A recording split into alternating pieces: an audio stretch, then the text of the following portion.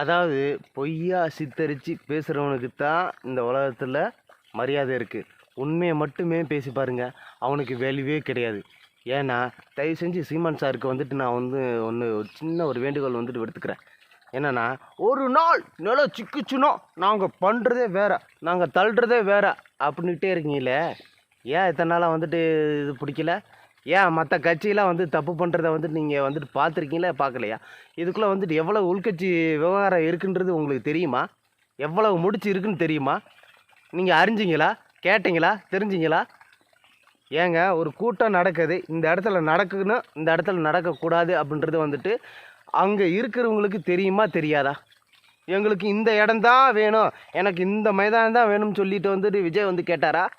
இல்லை புஷி ஆனந்த் வந்துட்டு கேட்டாரா? அப்படிலாம் கேட்டிருக்கவே மாட்டாங்க. ஆனால் நீங்களாக வந்துட்டு ஒரு சுழற்சி பண்ணி அந்த இடம் கொடுக்க முடியாது, இந்த இடம் கொடுக்க முடியாது, இந்த இது நெரிசலாகும், அது நெரிசலாகும் அப்படின்லாம் சொன்னீங்கல்ல. இப்போ இந்த இடத்துல வந்துட்டு இந்த மாதிரி வந்துட்டு பாதிப்பு ஏற்பட்டுருச்சு. நீங்கள் என்ன பண்ணுனீங்க? நீங்கள் என்ன வந்துட்டு கேட்டீங்க? நீங்கள் என்ன பேசுகிறீங்க? முதல்ல வந்துட்டு என்ன பேசுகிறன்றதாவது வந்துட்டு மனசில் வச்சு பேசுகிறீங்களா?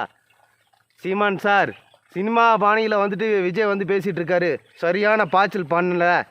அவர் இறந்த உடனே வந்துட்டு மறுபடியும் வந்துட்டு சொல்கிறாரு, நான் அந்த இடத்துக்கு போகணும், விடுங்க, நான் மக்களை பார்க்கணும் அப்படின்னு சொல்லி கேட்குறப்ப வந்துட்டு அனுமதி கொடுத்தாங்களா? மாவட்ட கலெக்டர் வந்துட்டு அனுமதி கொடுத்தாங்களா? அந்த கமிஷனர் கொடுத்தாரா? டிஏஜிபி கொடுத்தாரா?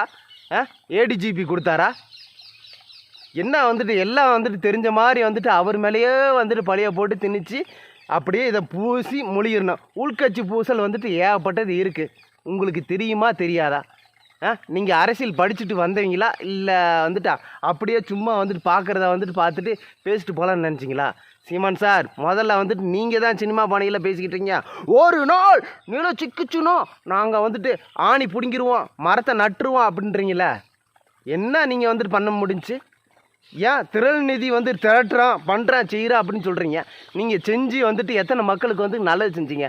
திரள் நிதியில் வந்துட்டு வச்சுக்கிட்டு கட்சிக்கும் செஞ்சுக்கிட்டு நீங்கள் வந்துட்டு மக்களுக்கு பொது நலமாக வந்துட்டு நீங்கள் என்ன பண்ணினீங்க? ஒன்றும் பண்ண கிடையாது. எல்லாம் வெட்டி பேச்சு, வீண் பேச்சு. சீமான் அண்ணன், தயவு செஞ்சு நான் சொல்கிறேன், அரசியல் வந்து நான் இதில் வந்துட்டு நான் உள்ளுக்கு ஒல்லி எடுக்கக்கூடாதுன்னு நான் நினச்சேன். ஆனால் இருந்தாலும் வந்துட்டு விடுற மாதிரி ஆகிப்போச்சு. ஆனால் நல்லா யோசிச்சு பேசுங்க. சினிமா பாணியில் பேசுகிறாரு அப்படின்ற அந்த பேச்சை விட்டுட்டு, ஓகேவா, நல்ல முறையில் அதை வந்துட்டு சிபிசிஐடிக்கு மாற்ற சொல்லுங்கள். மாற்றிட்டு அதுக்கப்புறம் வந்துட்டு நீங்கள் தெளிவாக வந்து பேசுங்க. எல்லா விளக்கமும் கிடைச்சதுக்கப்புறம் தெளிவாக வந்து பேசுங்க, தெளிவாக வந்து பாருங்கள். நல்ல முறையில் நான் உங்களை நினச்சிக்கிட்டு இருக்கேன்.